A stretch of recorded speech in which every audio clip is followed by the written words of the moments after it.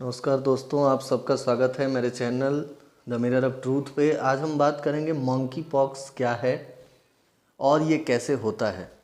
Monkey pox virus आपने पिछले कुछ दिनों में सुना होगा कि भारत में काफ़ी ज़्यादा इसका भी फैलाव हो रहा है। बहुत सारे ऐसे केसेस हैं जो दिल्ली में या बहुत सारे मेट्रो शहर में हमें देखने को मिल चुके हैं।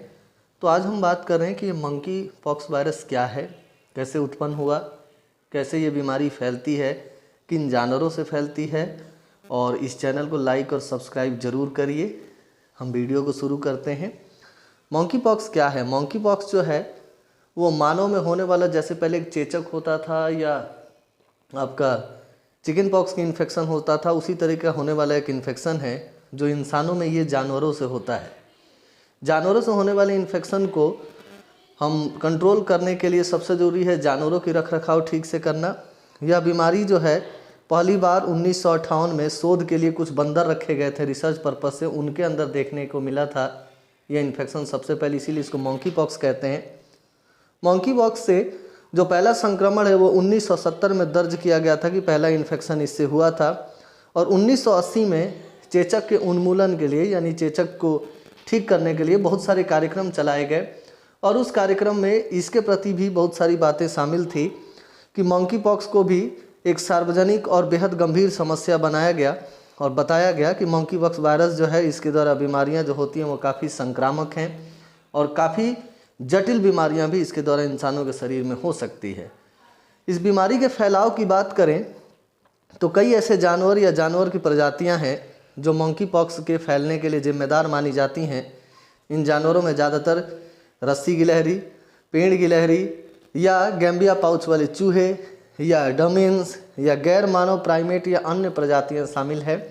पिछले कुछ दिनों में हमने ये भी सुना है या जाना है कि कुछ डॉग भी हैं जिनके अंदर हमें मंकी पॉक्स के वायरस देखने को मिला है।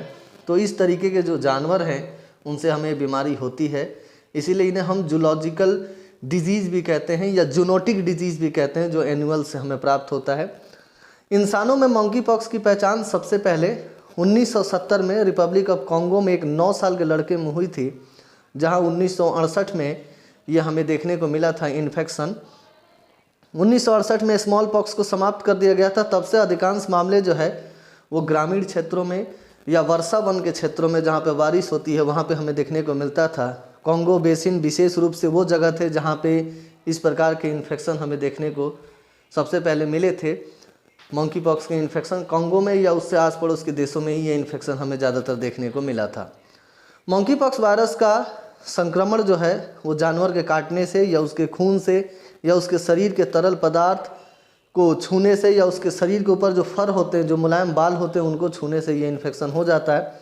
ऐसा माना जाता है कि चूहे, खरगोश और गिलहरी जैसे जानवरों के काटने से भी ये इन्फेक्शन आसानी से फैल सकता है और काफ़ी जटिल इन्फेक्शन है जिसके लक्षण आपको अभी दिख रहे हैं, ये काफ़ी कॉम्प्लिकेटेड होते हैं।